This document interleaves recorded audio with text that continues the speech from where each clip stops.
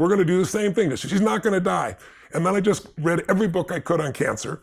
And I came across this one book called One Answer to Cancer. It's not the book I'd recommend today because there's so many better ones today, but it was written by this dentist who had pancreatic cancer, which is the most vicious cancer of all. He was given 6 weeks to live, and this is 12 years later, and he's alive. And so he laid out what he did to cleanse his body, which sounded radical in those days, pancreatic enzymes.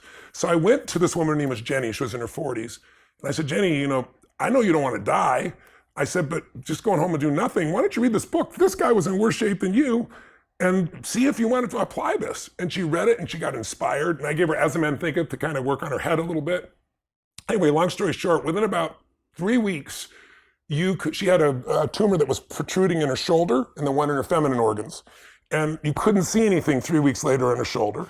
And at the period of, I think, about 9 weeks when she was supposed to die, and she looked good, she had great energy, and literally looked transformed. The doctor finally said, this is crazy, let's do exploratory surgery. So they went in her body, and all they could find left of the cancer was something the size of my pinky's fingernail.